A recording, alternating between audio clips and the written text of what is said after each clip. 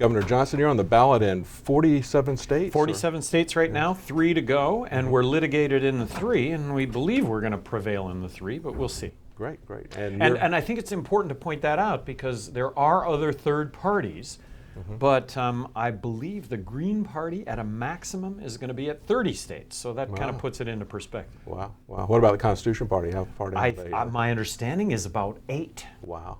Wow, so a significant difference. Roseanne Barr's party, whatever that is, I understand that's at 2. Okay. Now you're a 2-term governor of New Mexico. 2-term, so you actually have more executive experience than both Obama and Romney combined, right? Right. And what's important there is I think my executive experience is that I vetoed stuff. I mean, I said no to government. Now, New Mexico's a state that's 2-to-1 Democrat. I made a name for myself being a penny pincher. I made a name for myself saying no to bigger government, that government doesn't have the solutions. I should have gotten ridden out on a rail, but I got reelected by a bigger margin the second time than the first time. I just think it speaks volumes to the fact that people really appreciate good stewardship of tax dollars.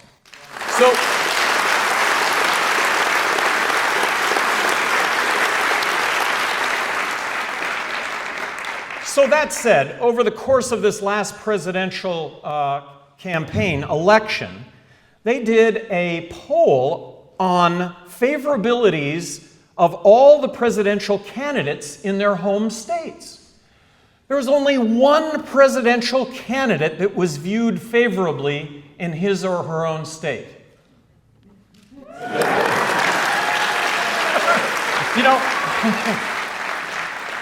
and how does that equate in New Mexico? In New Mexico, I'm waved at with all 5 fingers, not just one. And I guess one of the policy issues that I think is being ignored unjustly is the TSA and what's happening there. And I've seen that the Republican platform, they call for the privatization of the TSA, but Romney has been silent on it. As a matter of fact, he's got TSA at his events, scanning and searching people and that sort of thing at multiple events.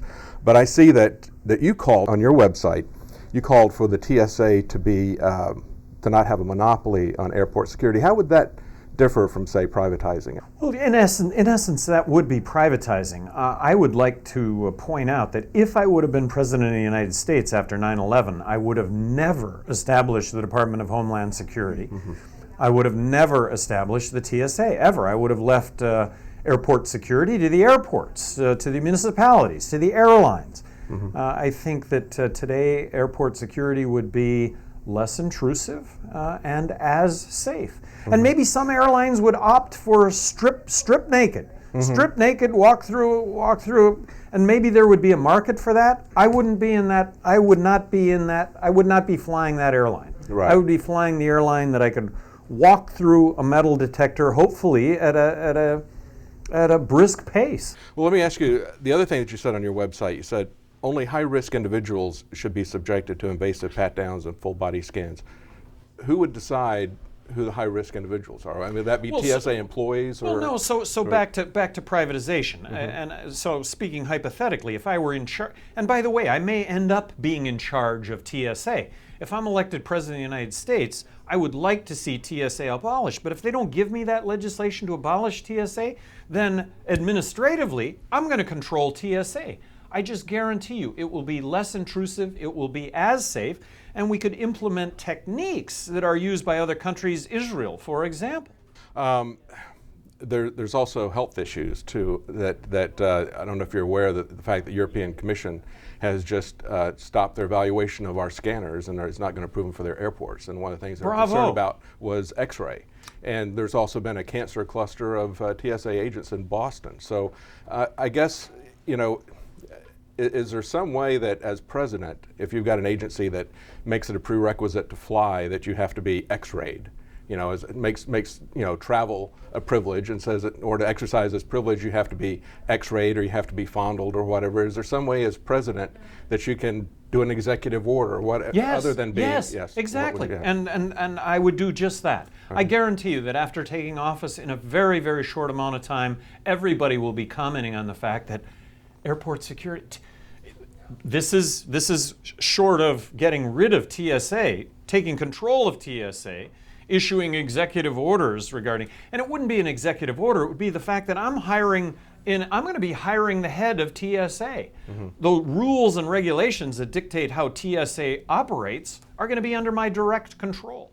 And would you approve a situation? What's happening under Obama is that we're seeing mission creep with the TSA. I don't know if you're aware of the Viper program where they're going into bus stations and train stations, that sort of thing. So I assume that you would not approve of that. I would not approve of that at all. And President Obama, during the State of the State address, when he goes, we're going to have a high-speed train line from one end of the country to the other, and you'll all love the fact that you're not going to have to stand in a line for TSA. I'm thinking, baloney.